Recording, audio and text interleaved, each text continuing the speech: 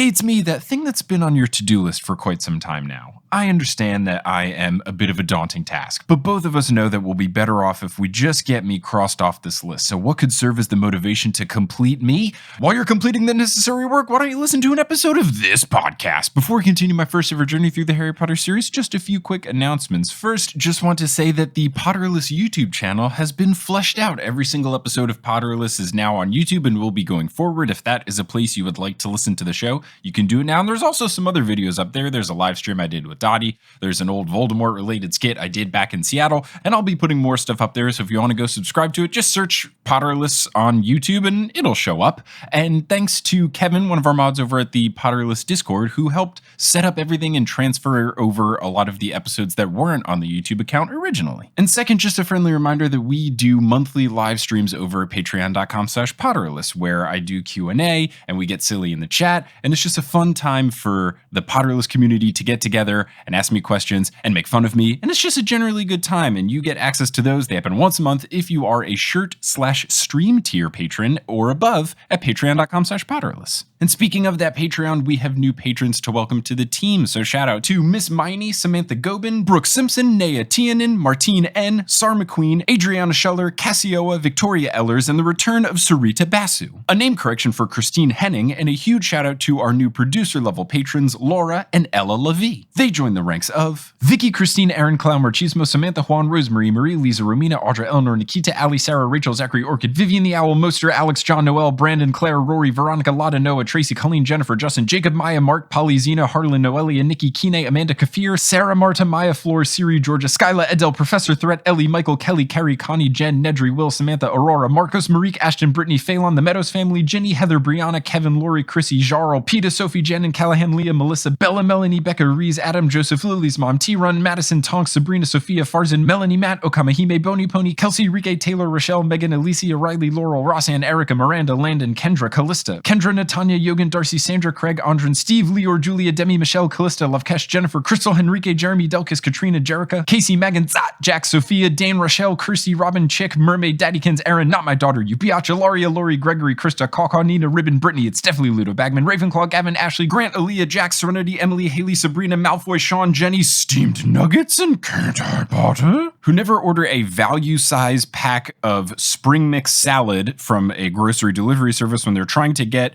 a value pack of just spinach. And now they can't make smoothies with it because you can't make smoothies with lettuce and arugula and all that stuff. You need spinach. If you want to be like one of these amazing patrons that get access to bonus content like those monthly live streams we talked about, or bonus episodes, director's commentary, exclusive merchandise, and more, you can head on over to patreon.com/Potterless. But without further ado, let's get into episode 141 of Potterless, the final episode covering Act 2 of A Very Potter Senior Year, guest starring Kim Harris from Fanatical Fix and Where to Find Them.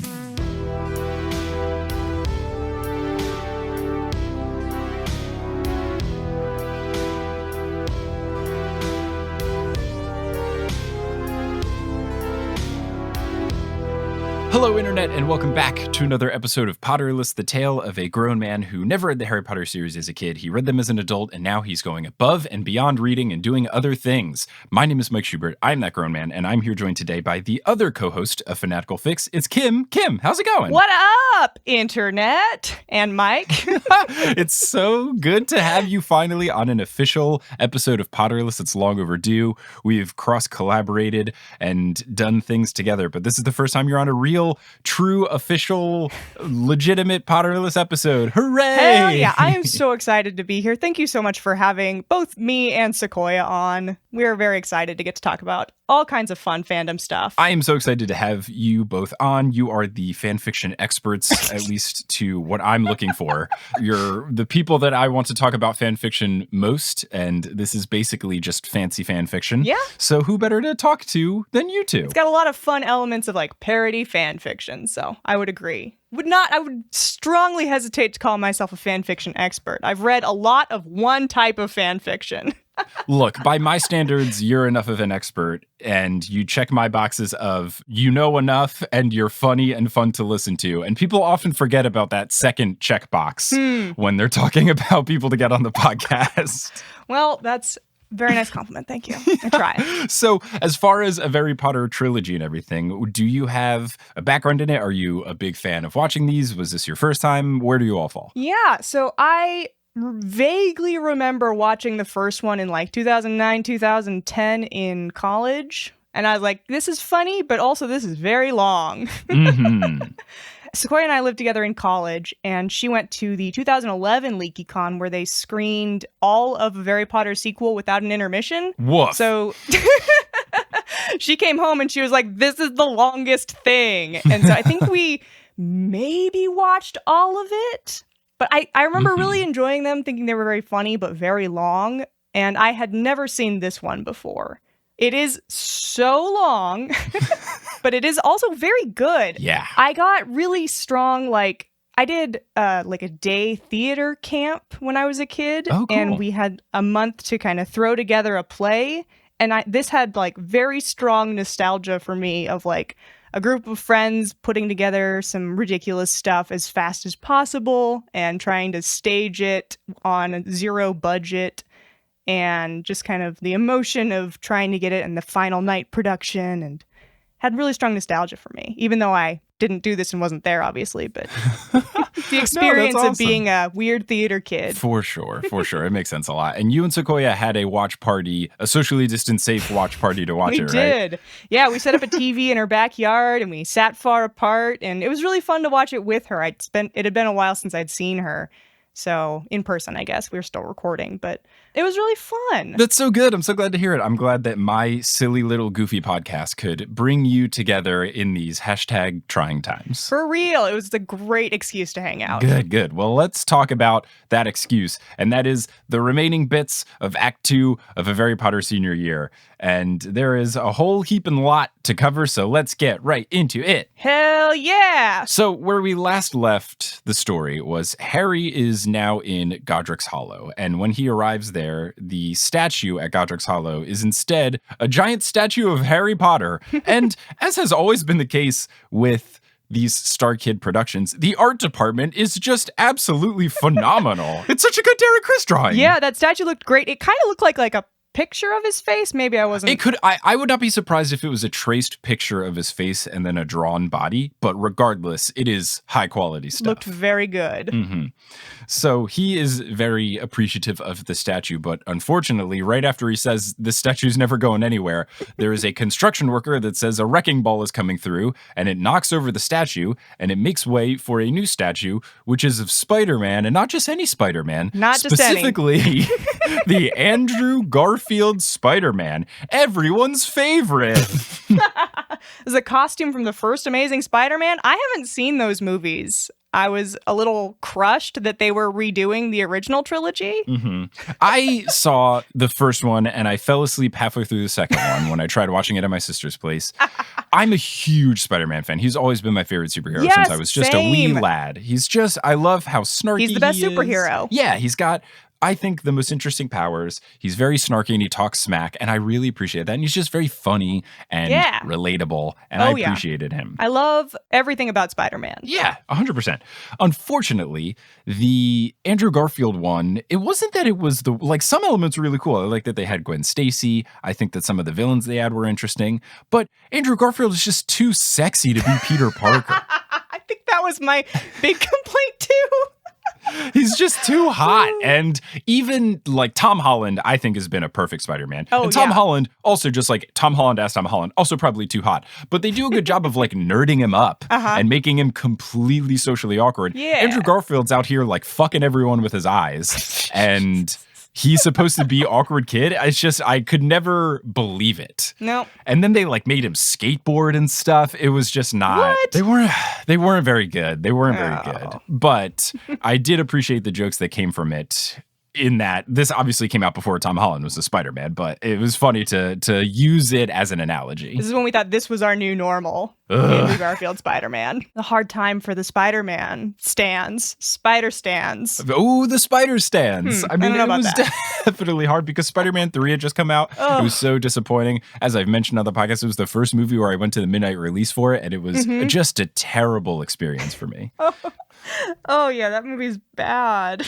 It's very bad, but they use this bad movie as an actually pretty apt analogy where Harry says that he is like Sam Raimi, the director of the film, saying that everyone gave him slack for how the third movie turned out, but it wasn't necessarily his fault. It was the hand that he was dealt. The producer made them add Venom, which was true. He wasn't going to do Venom until the fourth movie, and they made him do it in the third. And Harry compares this to him in that all of the sudden everybody hates him for something that's kind of out of his control. So I thought it was actually pretty profound in what I first thought was just like, oh, cool, a Spider-Man joke. But it actually made sense. Yeah, for sure. I also kind of was left wondering, like, did they mean to maybe draw some parallels between, because this third one, it's very long, a little bloated, a little hastily thrown together. I wondered if those parallels were meant to be there or not. I wonder if they just kind of realized it because they had made Spider-Man jokes throughout. There was a decent chunk of them in the sequel. So I'm not surprised if someone realized the parallels between the two. I think this third one, I think it's the best of the three. No question for me. I don't think it's even close. I know it's very long and they're reading from a script, so it's not necessarily the most ideal. And I know that there's a lot of callbacks and stuff, but I just think it's the perfect, if you're making a trilogy and you're making a third installment of something, go for, like, you know, your audience is people who've seen the first two. Yeah. So just appeal to them. And that's what they've done here. And it's great. And all of the callbacks, I think, actually hit. And I thought it's just a really well done play. It has so much heart, I think, is what I would say. It's so sincere, especially this section that we're about to get into is so emotional and sincere and just so sweet. I think this one really does hold up really well in a lot of ways. Definitely. So the construction worker starts talking to Harry. It is very clearly Dumbledore. He's got the beard over the beard thing. He's talking in the same accent. So funny. It's fantastic. He gives a speech about how things come and go, and it's just the passage of time, and it's okay. And he makes it very clear to Harry as he's leaving that he was Dumbledore this whole time, and Harry doesn't realize it. He does Classic not Harry get fashion. It. Oh, my goodness. He doesn't realize until the very end that it's Dumbledore, and he goes, "What?" And Dumbledore's already off stage. That double take was so beautiful also. This is also super common in fan fiction, just people not recognizing people's faces for plot reasons. Look, Clark Kent's wearing glasses. I have no idea who this guy is. Pretty sure that every character in fan fiction is face blind, though, so, you know. You know, if you got to make the plot work, you got to make the plot work. So enter Ron. He tries to convince Harry to return, and it's not working. It only starts to work, though, when he reveals that Hermione has also been petrified. And that makes Harry stop for a bit, but he still doesn't want to come. And Ron is, at this point, basically pleading with him, saying, why? Is it because no one thinks you're cool anymore? And he says that being cool isn't that great, and it's not what other people think. Being cool comes from inside. And he hands Harry his Gryffindor tie. And he says, you know what this means? House of the Brave, House of the Good Guys, which the crowd let out a little chuckle because this is a pretty sentimental speech and it continues to be sentimental. Yeah, it's so, oh my goodness. I love Harry and Ron's friendship and they do such a great job with it in these pretty much consistently throughout. Like they're kind of dicks, but their friendship is such a solid core to this. Right. I like that as the trilogy has gone on, they've done less of the two of them being jerks, and they have actually just turned them into a friendship that I think is better represented in this play than it is across the 8 movies. Oh, yeah, no question. Yeah, so I appreciate that. And then I just appreciate them slipping a tiny little joke in here. House of the Good Guys is so funny, and that just, especially for me as a Gryffindor, as something I will always say when people try to argue that other houses are better or underrepresented or whatever, which it is true. It is not fair. That's what I say. I'm always like, you're just mad that the books aren't about you. Like, that's what it is. And I like, it is unfair. I am recognizing that it is unfair. It is not fair to Ravenclaw and Hufflepuff because they barely talk about them. It is not fair to Slytherin because they make them the villain, so we don't get to hear about any single good Slytherin. But if you look at the facts, the books are about Gryffindors. Yeah, all that house stuff. It's so presented as so black and white, and it's a kid's series. That part of it, very kid series.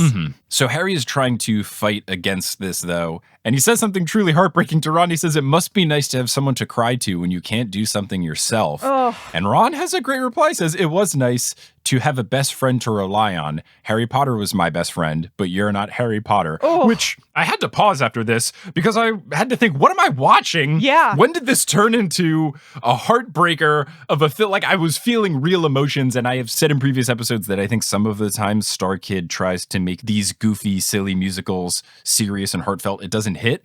But this one hit pretty well. I think it helps that the audience is just so there with them and so filled with like nostalgia and love for the series as well. This was the perfect crowd for this particular kind of stuff, I think. Yeah, the crowd, I think, is a very underrated element of watching these. It's like when you watch a stand-up set live and the crowd's into it, you laugh more. The crowd in this one, they laugh at the right jokes. They say aw at the right moments. They're sappy when they need to be. I was really put off when I watched the first one because the crowd just laughed at everything. When things weren't even funny, they were laughing, and it was frustrating for me to watch. And in the second one, I felt like they didn't laugh at a lot of the better jokes, and that made me upset.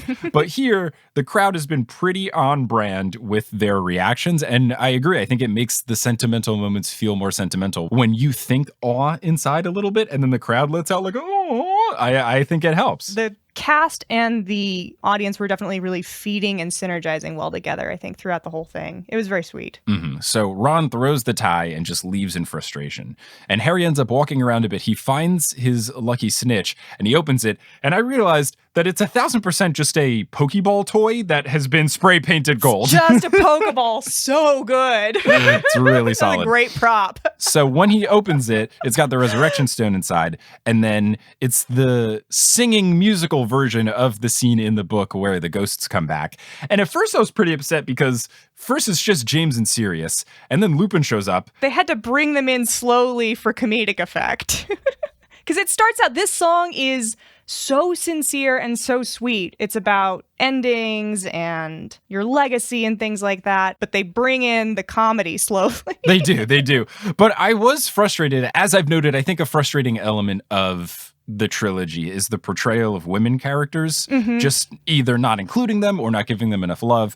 And when they have just these three dudes, I was thinking, are we really not going to bring Lily into the mix? And then thankfully she does come in. The payoff is so good, though. I think the punchline here.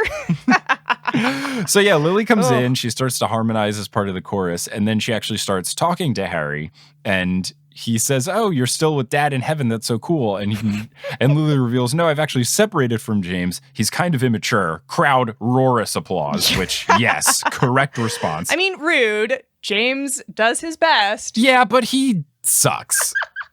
We see such a biased portrait of James. I think it's not fair. I would say we need to see more of the transition of how James became a nice guy. We just do never get to see it. Yes. So from the context of what we actually know in the books, James sucks. Now he could have become a very nice person. I'm sure he does. I guess I just read a lot of Jilly fanfics. It's just me. Jilly is the worst couple name ever. There's some worse ones. I can't think of any right now, but they're out there, and they're grim. Jagrid would be pretty bad. Yeah, that's not good. I feel like we would be remiss without mentioning, though, that when Lupin comes in, he is mostly naked and covered in blood. Yes, he is underwear, blood-covered version of Lupin. Is that how he died in whenever it is he died? We don't know how Lupin died because he dies in the first one, which takes place in the past. It takes place after the second one, so we don't know. But the last we see of Lupin in the second one is him riding off on a broom in underwear bloody form. All right. So you're right. Lily gives this great reveal, and she reveals that she is separated from James, and now she's with someone new, and that person enters saying that I'd say we found each other, and it's Cedric. And I didn't see this coming at all. No! I love this callback. Oh, it's my very good. Yes, I think we died a little bit when Cedric came on. Cedric's just such a great character, and oh my goodness. The find stuff. Incredible. The finding thing I always thought was one of their better bits, even though it's just him saying find a lot, but it's just so absurd that it's hilarious. Yes, it's one of those bits that just shouldn't be funny, but is every time somehow. Love that. Somehow it finds a way. And also what makes this scene so funny is Harry's reaction, because he just turns into a grumpy 8-year-old boy that hates his stepdad. And Yes. it's just so wonderful, especially counterbalanced by Cedric being so happy and so smiley and so upbeat. It's, oh gosh, perfection. Incredible.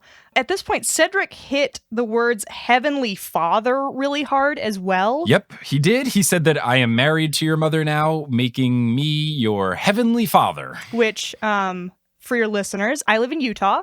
And Cedric comes off as very Mormon in this.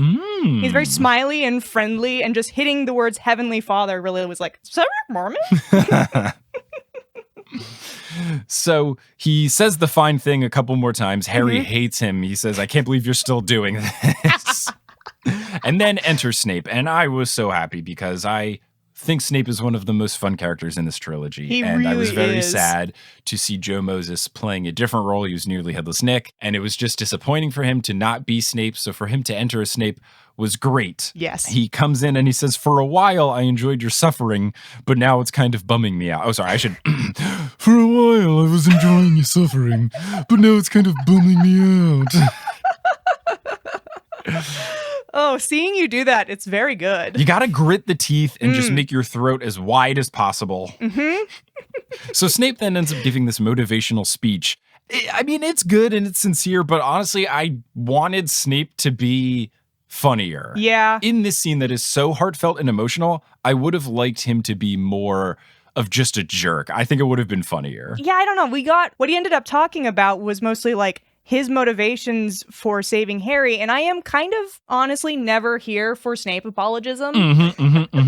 So I wasn't so sure about that, but I think it makes sense in the context of the scene because it's what Harry needed to hear. It is a little frustrating for it to be coming from Snape, though. But he's doing such a great job that I kind of just love hearing that voice, too. I think what you have to do in these plays specifically is you have to remember that the characters, by this point, now that we're in the third, the characters are not the same as the book. Like, this Snape is not book Snape. No. In the second one, Snape actually shows more regret and does more cool things and nice things to Harry. So I put him in a different perspective. It's also the way I've been okay with Voldemort being more humanized, is that over the course of the 3 plays, we've clearly established that Voldemort is not just Wizard Hitler. He is more hell-bent on just killing Harry. Even when he talks about it, I don't think he ever at one point mentions like killing all the Muggles. And if he does, it's very offhanded. There are significantly less Wizard Hitler vibes from Voldemort in this play. Get a little bit of it in the like flashbacks, I think. Yeah. But it's not his primary motivation, I think. Right. It's more if he wants to just like be Lord Voldemort and get Harry Potter out of the way because he's standing in Voldemort's way.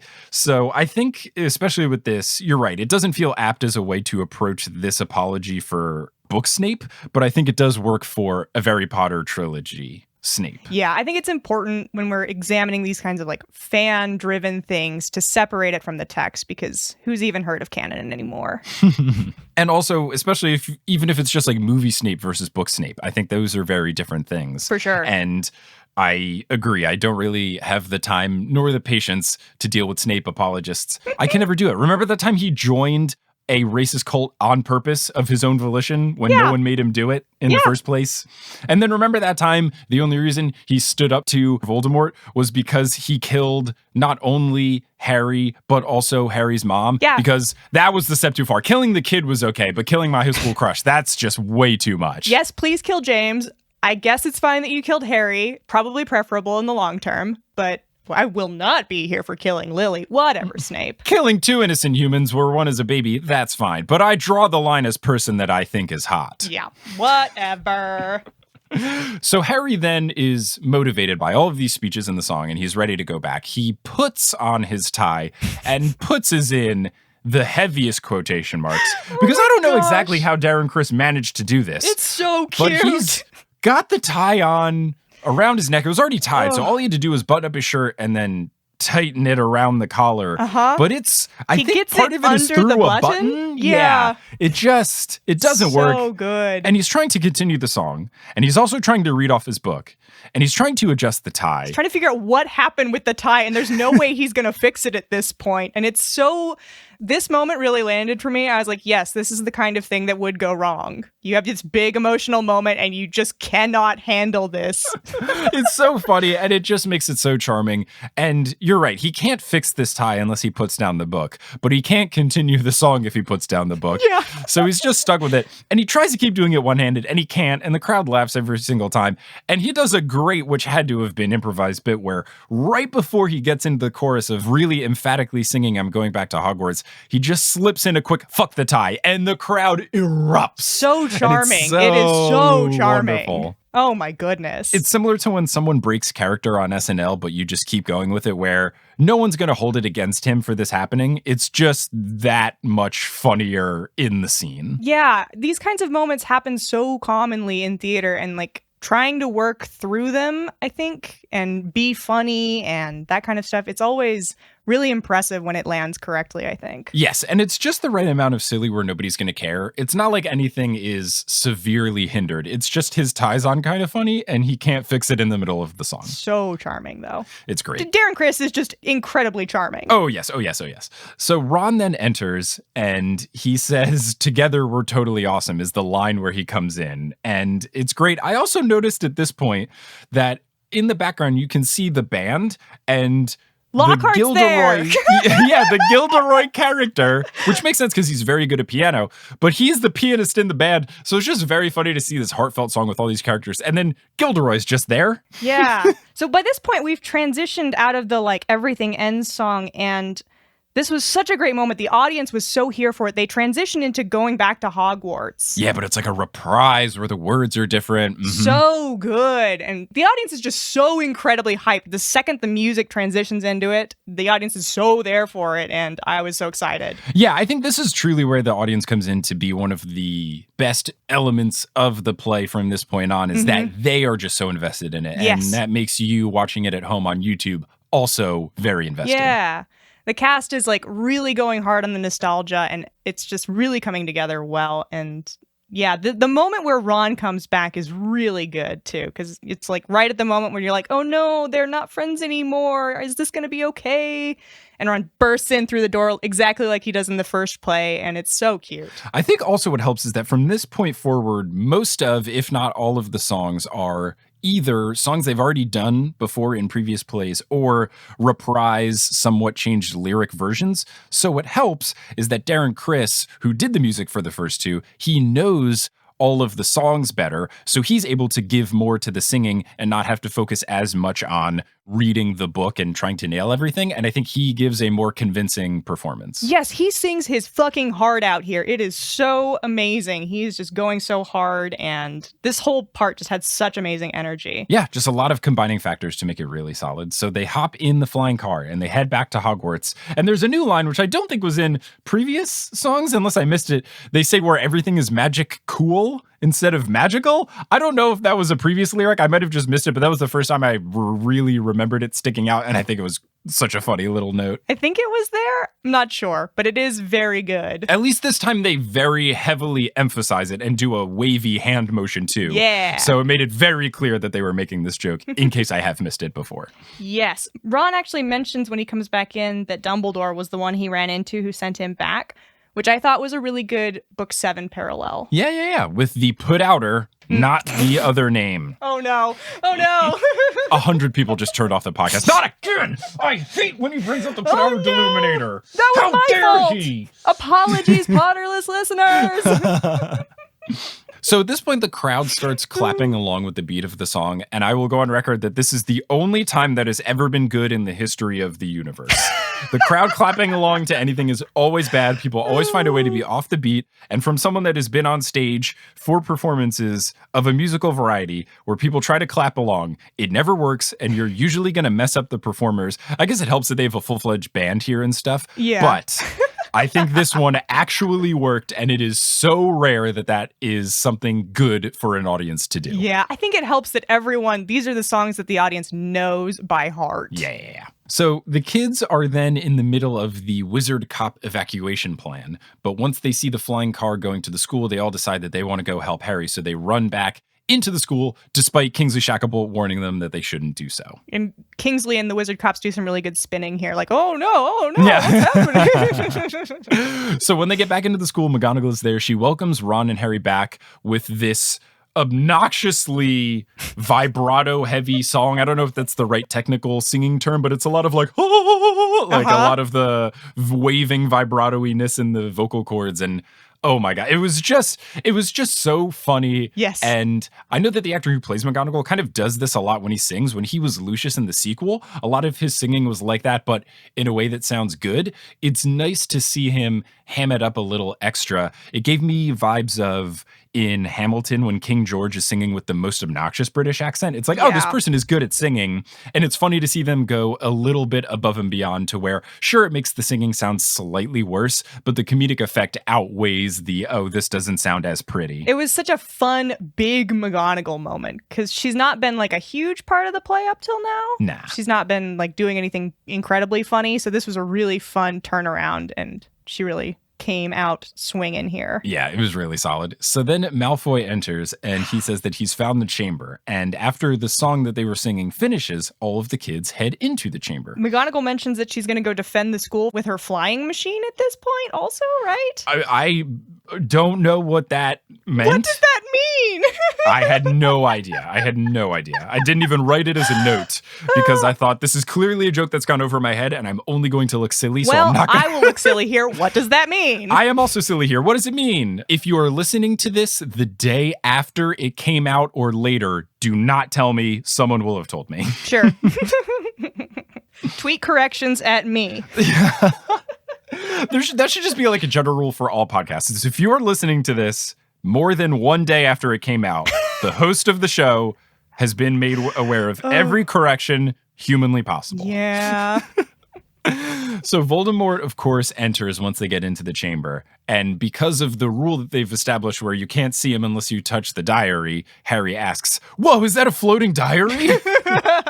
Darren breaks here a little bit, I think, and it was very funny. The way that Joe Walker was kind of like waving the book around at him, very funny. Yeah, he breaks a couple times towards the end, and it's just wonderful to see. Oh, I do love that everyone is going to fight the big bad together. Yeah, it's really I think fun. That's something that was really sweet, and it's just totally missing from the books, I think. You don't get this triumphant moment of everyone going together to fight the big bad. Yeah, the only thing that's close is when everybody fights together in the Battle of Hogwarts, but even at that, there's a lot of other people they're fighting against, and it kind of breaks apart into multiple small fights. Yeah. Very rarely do you get all of the kids trying to take down one big monster, and I think it was satisfying to see. So good. Yeah. Everyone's there, even the hat and the scarf. Everyone's ready to go. So Voldemort flies the book over to Harry, and rather than just have Harry touch it, he punches Harry in the face with it, which is very fun. Yes. Voldemort says that he's after the stone, and Harry says, oh, the stone? It doesn't even work. All it does is bring back ghosts of people. It's basically a piece of shit. Voldemort says, that's not true. You're a piece of shit. Dumbledore just didn't know how to use it. In order for it to give a life, you have to take it from somebody else. So he brings in possessed Ginny, and he says that he is going to use hers. And then he uses Ginny to punch Harry in the face, which is very good.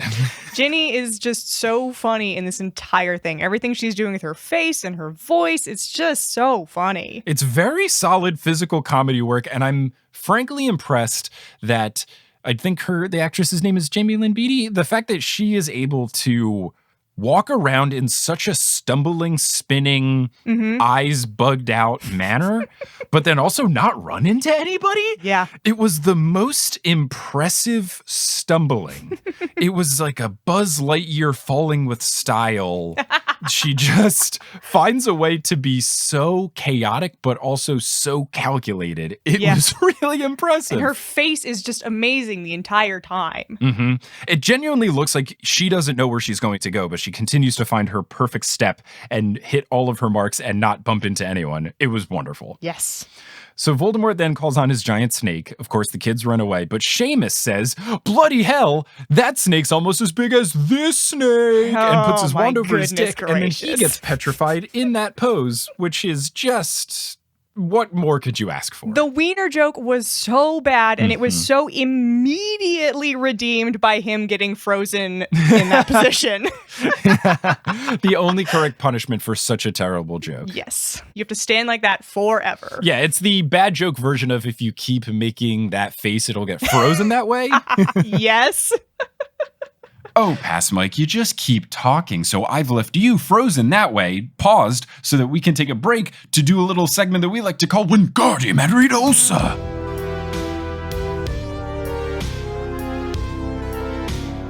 Today's episode of Potterless is brought to you by Sleep Cycle. Let's say hypothetically that you are Darren Criss and you just flew in on a red eye to LeakyCon so that you could hit the ground running and perform a very lengthy musical, and then you got to fly right back to do Glee stuff, I guess. You want to make sure that you can sleep soundly whenever you get the opportunity to do so. How are you going to make that happen? With Sleep Cycle. Sleep Cycle is the app to help you improve your sleep. They track and analyze your sleep, and they help you wake up as well. With their sleep analysis, they can help you understand your sleeping habits better, and they can guide you to a routine that helps you increase the quality of your rest, which will boost all of your health platforms. And the insights will help you learn about sleep in general and about yours in particular. After using the app for a few days, Sleep Cycle detects patterns, and they will offer friendly advice about what these patterns might mean for you and how you can sleep a little bit better. If you upgrade to the premium status, you can get access to features like Sleep Aid, which can help you fall asleep, and the Wake Up Window, which can help you wake up very nicely. Kelly and I have been using this feature, and it's fantastic. You basically set a time window of when you are okay with waking up,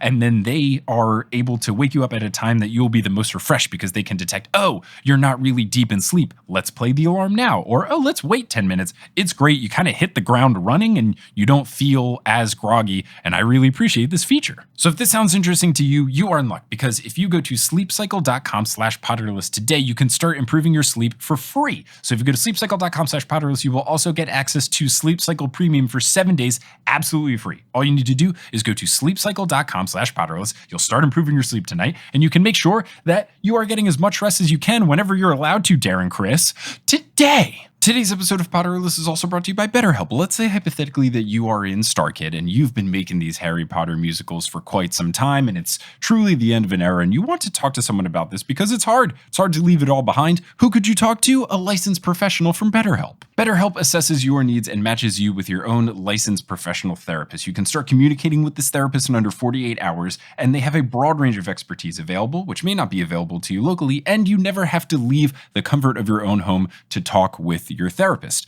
You can do it straight from the couch. You can message them whenever is the most convenient for you. You set up weekly phone calls or weekly video sessions, whatever works best for you. It's incredibly flexible, and it's a great way to get therapy, talk to someone, and do it in a way that fits your life. It also can be more affordable than traditional therapy, and you never have to deal with an awkward waiting room situation like if you did it in person.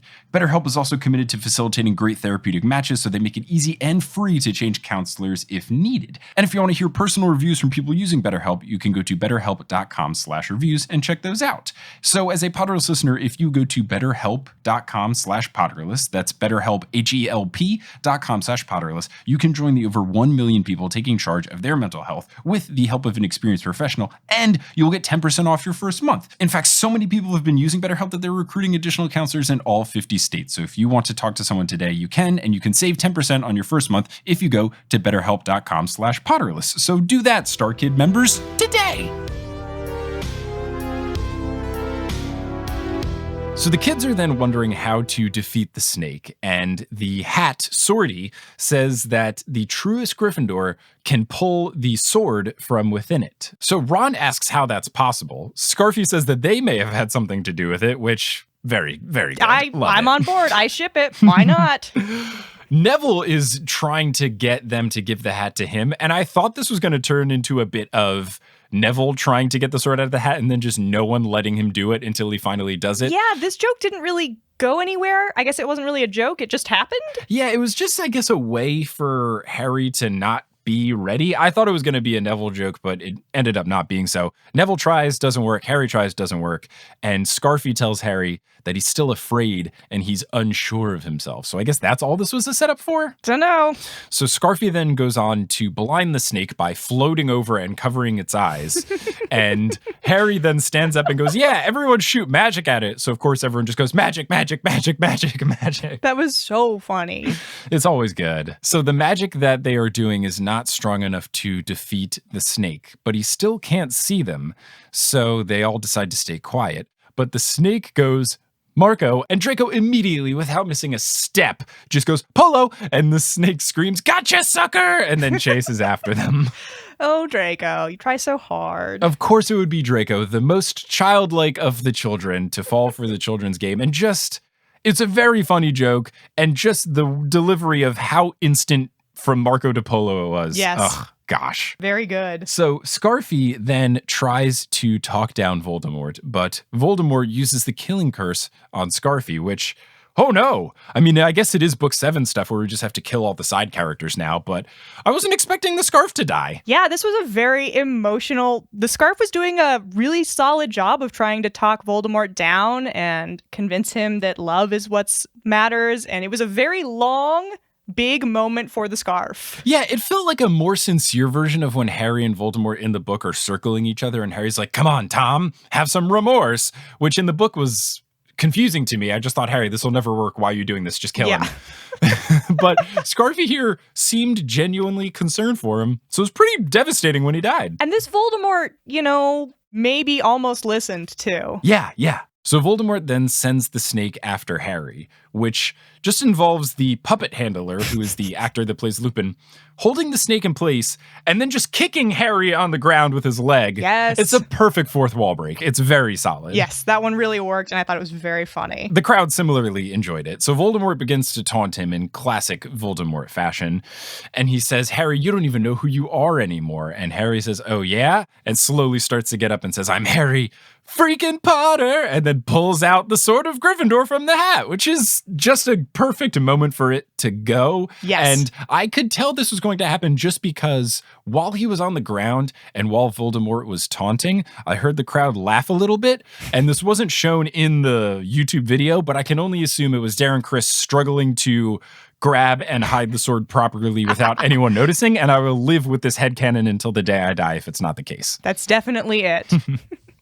So he stabs the snake, which seems like this is the end of the snake, but the snake kind of gets back up and bites Harry in the shoulder, and they both fall to the ground. The narrator reveals that the basilisk is dead, but Harry is dying. I don't know why I didn't see this coming, honestly. This is directly from the book, but I was very surprised when the snake bit Harry. I was like, oh no, Harry! I went through the exact same line of emotions at first. I went, oh cool, the snake is dead. Wait, the snake is back? No way! How is the snake die? Oh yeah, this happened in book 2. Yeah. Like, oh yeah, now I feel silly. Oh well. And then I was concerned because I thought, wait, but Harry didn't get the basilisk fang. How's he going to kill the diary? But don't worry, dear listener. Here's what happens. Voldemort grabs the stone out of Harry's pocket, again starts to taunt him in classic Voldemort fashion, but Harry gets up and shanks the diary with the sword of Gryffindor, and we get the most dramatic Voldemort death scene.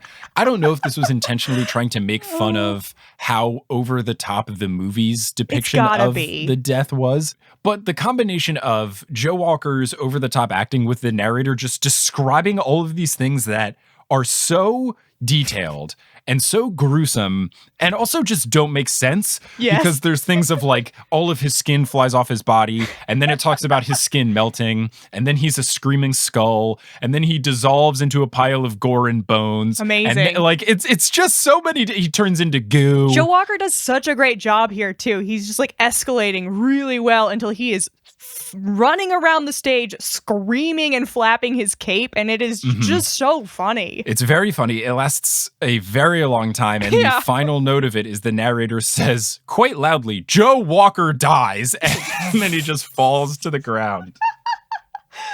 Oh, so silly. I'm just so happy that the fourth wall jokes they do in this play all land. Yeah. Whereas I think in the sequel, they did way too many of them. I can't remember if it was the first or the second. There was one of the plays, they do way too many fourth wall jokes, all in rapid succession of each other, and it's just not funny. These were just very well done and creative. And it was less about, oh, look at us, we're doing a play, and more just things that get that same sentiment across without saying out loud, look at us, we're doing a play. Yeah. I think those are kind of hard to have restraint for when you're in kind of that theater kid mindset. Oh, for sure. All fourth wall breaks are funny. Scribble, scribble, scribble. I don't blame them for the jokes they made when they were college kids. Yeah. I am just happy at the growth and the evolution now that they have had some time in between. For sure. And time to work on the script a bit. So the kids then run up and surround Harry, and he is giving his goodbyes because he just thinks, this is it, I'm going to die. But then enter Hagrid. Hagrid comes in, he pulls out Fawkes, and he says that he just needs Fawkes to cry in his wounds. And the way that he does this is by shaking the bird like it's that stick of holy water if you ever go to a Catholic mass. And he's just shaking it right at Harry, Yes. and it's wonderful prop Very funny. work. Just cry, bird, cry. Of course, the tears work. Harry Potter is saved. And unfortunately, Scarfy is a goner. Tears don't work on clothing. I guess not. But Sorty the Hat says he died as he lived, throwing caution to the wind, and he wouldn't want you kids to be sad for one moment. He would want you to be gay. Which, fine. Yeah, this one It's a fine pun. Right. Do that. Yeah, it felt like good joke. I'm not going to think about it too much. Yep. Let's move on. Continue. So Kingsley then comes in, and he is acting very upset at first, but it's all a ruse. It's a twist. And at the end, he says that he wants to give all of the kids medals. Specifically, magical medals. Magical medals. Yes, of course. Love that. Always funny. The kids all scream yay when they learn that the airstrike is being called off. Pomfrey then enters. She says that everyone who was petrified has come back to life, except for Colin Creevey. He died. There's a pause. And then starting with Ron and Harry, everyone then goes, yay! The audience was like, aww. Very funny. It's good stuff. Hermione then enters, and she says that she can't believe the chamber was in the girls' bathroom. And then she gives a very, ooh, but a good yikes joke of, I guess the rumors are true. Salazar Slytherin built this so he could watch little girls pee, which I'm all for adding more insult on top of a known racist, so Yeah. I'm here for it. I don't know. This is that kind of like edgy humor that I'm not super fond of, but this one's not so bad. Right. I'm not a fan of this brand of humor either. I think that's why I like this play so much more than the first two, is that it doesn't have a lot of that. Yes. It does seem like they kind of back-ended all of the edgy humor into this last little scene. Yeah, we which get a gets- few of them right here at the end. Yeah. This one I didn't think was that bad. I thought it was kind of funny just because Salazar Slytherin is that bad of a dude. And it is questionable that he made the entrance to it the girls' bathroom, which is something I've never really criticized before. Why did it have to be the girls' bathroom? Oh my god, I don't even want to talk about this. This has been retconned on Pottermore alongside the wizard shitting on the floor thing. Oh, really? Yes. I didn't know this. Yes, Hogwarts didn't have bathrooms in the beginning because wizards shit on the floor, and so one of the descendants of Slytherin moved the entrance into the bathroom when they were installing plumbing. I don't know. Thinking about that does ruin my life a little bit every time I think about it. So JK's way of, instead of apologizing, which is always the correct answer, Yes. instead of apologizing for grown men making thing in girls' bathroom, Yes. her way around it was they shit their pants. Yes. Cool, JK. How did we not see any of this coming? The writing was on the wall in poop. To be fair, there are parts of the fandom that saw this coming. Yeah, I mean, Yep. I mean, for J.K. Rowling, someone who's so obsessed with trans people going into bathrooms, her whole story was about a dude going into girls' bathrooms. How Come did on, Voldemort JK. fucking find it? Also, no, never mind. I can't. Damn it. So, Anyway, Harry Potter. So she says that she could hear and see everything while she was petrified. And then this is easily the most uncomfortable joke I think of the whole thing. show. Yes, this is it. Hey, this is Editing Mike, just jumping in with a content warning. As we just alluded to, the next joke is a bit touchy, and we will be discussing it a little bit and discussing why we weren't big fans of the joke. But if you don't want to hear any sort of discussion about rape, sexual assault, anything like that, I would just skip ahead 1 minute and 42 seconds. Anyway, back to the podcast. The play had a great run of no joke that truly made me cringe. I don't think I really cringed at anything genuinely in terms of a bad joke. The only time I cringed was when I thought they were going to make a Gildora getting with Hermione situation, which they didn't, and they turned that into a joke, which is great. Here, Hermione says, "I've already told the wizard cops what Filch did to me while I was petrified," which, I get that Filch is kind of creepy. The joke is Filch is creepy and shouldn't be allowed near children. Probably he's creepy. But rape jokes are never funny. Never, not even once. I never find them funny. I think that you could have done this same kind of joke in a way that doesn't imply, because they never actually say it, but it's heavily implied and you're going to think the worst. There's a way where Filch could have done something weird while she was petrified without us thinking it's rape. I mean, just like there are any number of other ridiculous jokes they could have made here instead of this. But yeah, here it is. They could have just done something where they didn't make us think he went to the fullest extent. I don't know. Maybe it's just something that is strange but not sexual, where Filch braided her hair or something, like just something where we still get the joke of Filch is creepy, but we don't have to bring it to the next level of Filch assaulted Hermione. Yeah, that's just uncomfortable. I jumped out of my skin a little bit. Yeah. Oh, dear. It had a good run, but I guess if you make a 38-hour play and you're Star Kid, you're going to make a joke that seems a bit yikes. Here we go. Rape's funny. Oh, no. Please don't. So Hermione then reveals that she knew it was Ron who fought to bring Harry back, and the crowd is very into this. It's a great moment. Ron goes over to where Scarfy and Sorty are, and Sorty tells him that he can pull a ring out of Scarfy because it's something that Scarfy had, much like the sword. Whoever is truly in love can pull a ring out of Scarfy's face. So Ron gets this ring, and then he proposes to Hermione. When he gets down on one knee to propose, he says, "Will you marry me?" at the end of a little lead-up speech to it. And right after he asks the question, Draco slides in and says, "And me?" And Hermione says, "Yes, yes, wizard god, yes." Of course, Draco was very excited about this. Ron, amazing. I love that it's specifically "and me." Marry Ron and me, Draco. It goes back to Draco even when he says that if we save the day, Hermione has to date both of us. It's just Draco not fathoming the concept of stealing Hermione, but instead he wants to share Hermione. He wants to be in probably one of the weirdest thruples you could come up, thruples that you could come up with out of the main characters. Yep. I'm into it. I want to read about it. Send me some links, but it's a weird throuple. So Ron, of course, is very upset about this, saying that no, Hermione said yes to me, not to you. And Draco fights back against this. And then Hermione takes a step forward towards the crowd and says, "Oh my, 2 boys want my kisses. Now I know how Katniss feels."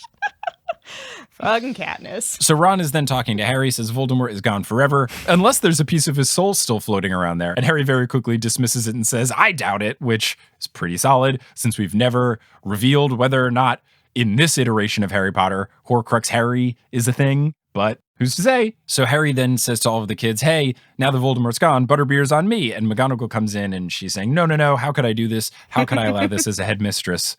Butterbeer's on me, which is a wonderful McGonagall moment.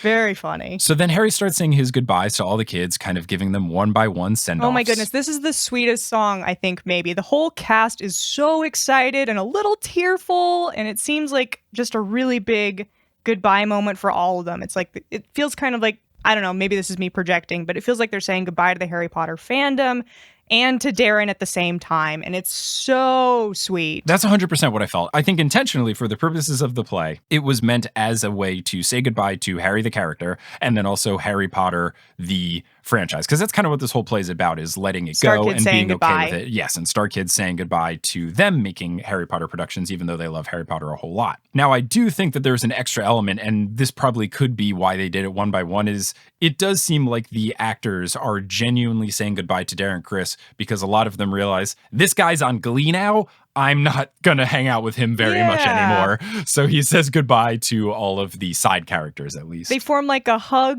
line and they all give a hug, and it's so sweet. It was emotional for sure. It was really touching. So then at the very end of the hug line is Draco. And Draco, tries to just give like, oh, I guess this is it, kind of muted, less Draco goodbye.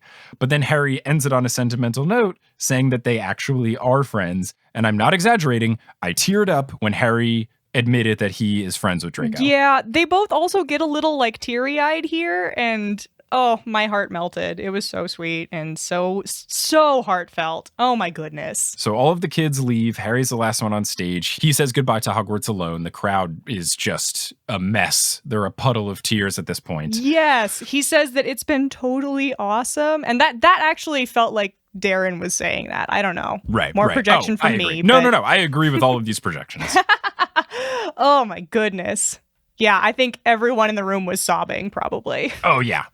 Tissues abundant. Oh. The tears flowed like wine. Oh, my etc. goodness. So he walks off stage, fade to black, but then, of course, it comes back on, and it's the epilogue, which... That was like the perfect spot to end this play on, and then we do like a Return of the King thing where we get 3 more endings after this. It wouldn't be Harry Potter if they didn't add an extra thing at the end that we didn't need. Aww. You come in, and it's Harry and Albus, but they do reveal, and I thought they were going to do this because at first he doesn't say his name, so I was thinking they had to have changed his name. This is going to be a joke. Here we go.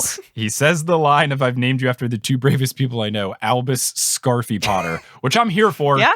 I think the Snape middle name thing is the most absurd decision in the entire series, so I appreciate them doing this. So Harry then sings a song to him, and the way Darren sings this, I don't know if it's because it's a little higher in pitch or if he's just putting extra emotion into it. I'm sure there is some musical term for why this one hit me extra hard, but he sings a very sentimental, now you get to go to Hogwarts song, and it is very sweet, and I was feeling very emotional. And my favorite line from the whole song is because they alluded to previously Hogwarts having a secret swimming pool, he says, I hope you find that swimming pool. So good. So then, as you mentioned, we have multiple endings. So you have Quirrell coming back in, and before Quirrell comes in, the actress that plays Lavender, who is an Asian woman, comes in, and she does an accent that at first I thought sounded like stereotypical Asian accent. Not great. But then as it kept going, it sounded Scottish. So I have no idea if... Yeah, I don't know what they were going for here. It did make me full body cringe. I'm Asian American, and I was like, oh my goodness, what is this? Why is this happening? So that didn't feel great, and I wish it hadn't been there. Yeah, I also didn't know who she was. I don't know. Before we recorded, you said that she was maybe Quirrell's daughter, and that was something I didn't even process. Yeah, she was saying, dads, keep up, we're gonna be late, which is cute, but there was like this weird accent thing happening, and I don't know what the joke was supposed to be here, but it did not work for me. Unfortunately, the only joke I can think of is that she would be a stereotypical adopted Asian child. And that's also not super great, so maybe don't. No, not good at all. Not a fun joke. So I was very confused by it. It felt very unnecessary. The crowd did not laugh, which made me proud of the crowd. But yeah, it was just, it's kind of like they stumbled across the finish line in this play here. A little bit, yeah. A couple things needed to maybe just cut him. Mm-hmm. So Quirrell walks up towards Harry. Harry says, do I know you? And Quirrell very nervously says no. And Harry goes, oh, how funny. My scar kind of tingles. Well, see ya. And then he leaves. So I love that even adult Harry Potter is still an idiot. It's perfect. Yep. Still a face-blind idiot. So Voldemort is attached to the back of him. He takes off the little cloak so you can see his head. And we get a nice little sentimental moment from Voldemort where he actually gives an apt send-off to the play and to the trilogy where It only works because they've established over these 3 plays that Voldemort is more human and redeemable and not just Wizard Hitler, as we talked about earlier in this episode. And it's clear that he's been in a relationship with Quirrell for a long time, I think. Yeah, it's clear that he's become a different person. Like, he is back, and ever since he has come back, he is not hell-bent on killing Harry Potter. He's just back and happy to be with Quirrell. Yeah, it's really sweet. This goodbye was really touching, honestly. Talking about like the things that we all, I think, found in the series and in the fandom. A lot of us in the fandom, we found a family here and we've learned a lot. Yeah, it's a very well written send off because it says goodbye in the context of the play. And then it also is saying goodbye to the trilogy that they've done. And then bigger picture, it kind of is just talking about, like you mentioned, the lessons that they've learned over the course of reading Harry Potter and then saying goodbye to the Harry Potter franchise as a whole. Yeah, this was such a weird time for the fandom, I think. I was pretty solidly out of it at this point. I was not a big fan of the movies, and so after the books came out, I kind of trailed off in my fan-ishness. And then obviously I met Sequoia and she ruined my life. Just kidding. She drug me back in and oh my goodness, it's been so much fun coming back though. Honestly, joining the fandom now is so fun. We're in a little bit of a weird place right now, but I love the Harry Potter fandom. Yeah, I do too. And I obviously have never had a coming back experience, so I never went through this stuff for the first time. But I feel a little bit of kinship in that now I'm at least in a different phase of Potterless where I'm done with the main stuff and now I'm doing all these side things and it's very different. So I feel a little bit of that.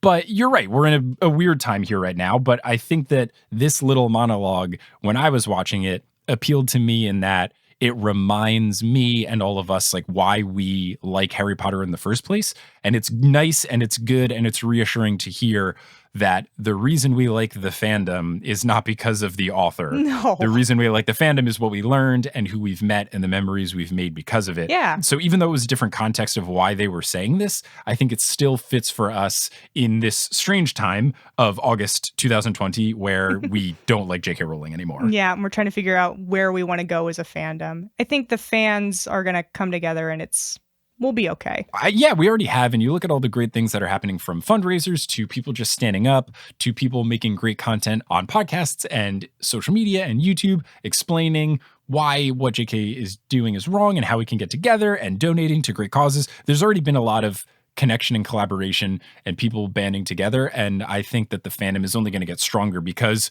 we have a common enemy to fight against now. And unfortunately, the call is coming from within the house. Oh, and no. we got to do what we got to do. Yeah, I think a lot of queer kids, myself included, learned a lot of things from Harry Potter and found a lot of things to love about the community. And I think it's nice to have people standing up and speaking out in the community still. Mm-hmm. I've been very happy to see everyone's response, and it makes me happy to be a part of this and proud to continue doing it. If anything, JK's providing extra fuel to the fire, and now I don't get to feel about trashing her. So it's great.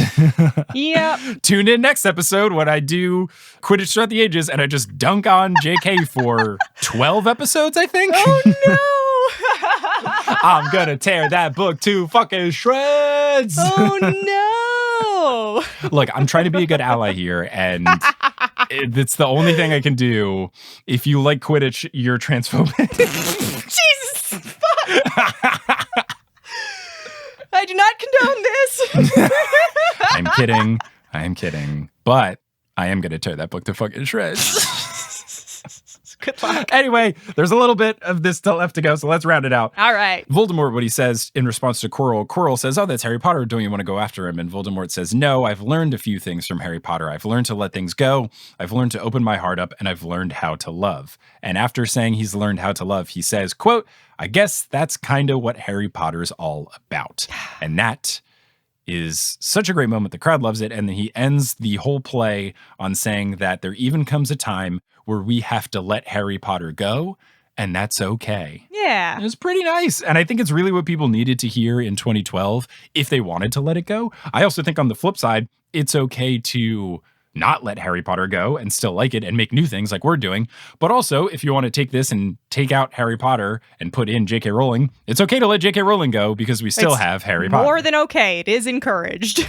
It is probably the correct thing to do is at this point to just let her go. Yeah. Until she gets to the point where she seems like she wants to listen to anyone that doesn't agree with her, but it doesn't seem like the case. Who knows? 2020 has been such a garbage year. Maybe 2021 will be better. We'll have to just see. But that is the end of A Very Potter Senior Year, and that is the end of our coverage of Star Kids A Very Potter Trilogy. Kim, how do you feel? How'd you feel about this play as a whole, this particular part we talked about, everything? So the play was a little bloated, but especially this section that we covered was so heartfelt and so sincere and just had kind of like a really big end of the school year, maybe, like friends saying goodbye. You know, like maybe not end of the school year, like this is their senior year in the play. Yeah, graduation vibes. So big graduation vibes. And I thought it was really good. I thought it was really solid. I do agree that it's very long and there are probably some elements that could be cut, but I don't think it dragged at any point. It's very long, but there was never a part where I felt the need to fast forward. None of the songs I really skipped my way through. The songs in this were incredible. Honestly, they were all so good. Yeah. When I watched the first two, I will admit there are some parts that I kind of fast forwarded through and some songs that I was like, all right, I get it. You're just saying the same thing. Sure. I'm going to skip ahead a little bit. I'm not sure that I've finished the sequel. I don't know. So this one may be the longest, and it may not be the highest production quality in that, like Darren Chris's mic wasn't working and they're reading off scripts. But honestly, I forgot that they were doing book reading. They give such good performances of the lines. Even Darren, who seems like he had zero prep time, does an incredible job on book, and it's just so impressive. It really is, and I just don't think that this play has any moment that really drags. I think that it goes really smoothly and it's very funny. I think that the brand of humor is more in line with at least what I like. I would say better, but I know some people might not like the brand as much. Lockhart monologue is such a high point. What was that? It was beautiful. I just think they have the perfect blend of absurd jokes like that Lockhart, the Mouse Prince thing, along with jokes that make fun of Harry Potter, you know, whether it's the way the books are written or characters or whatever. And then you have the right amount of callbacks, the right amount of fourth wall breaks. It just seems like Star Kid took all of the types of jokes that they make, and then they actually divided it up evenly where there was a nice spread of distribution and it didn't feel like they were doing too much of one versus the other.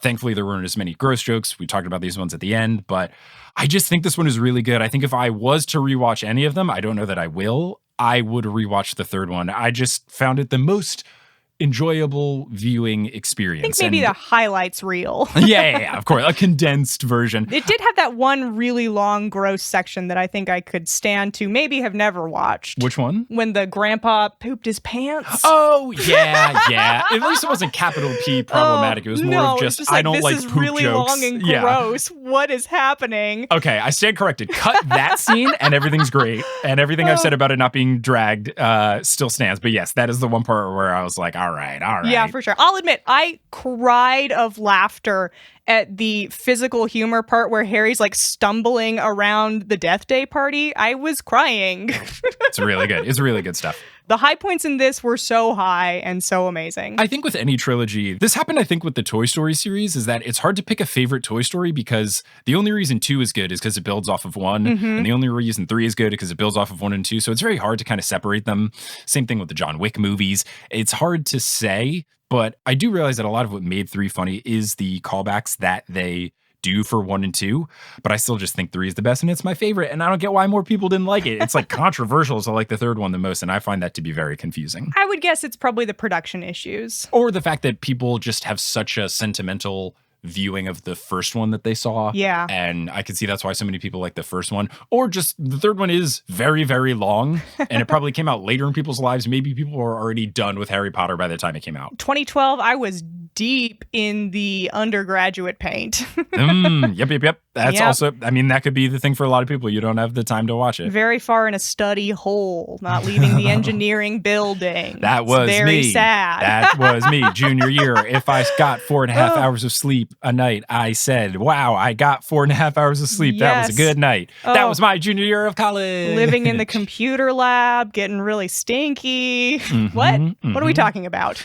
Harry Potter. So, Kim, thank you so much for joining on. This was a wonderful time. If people want to find you doing stuff on the internet, podcast-wise, etc., where can they do so? Thank you so much for having me on. This has been an absolute blast.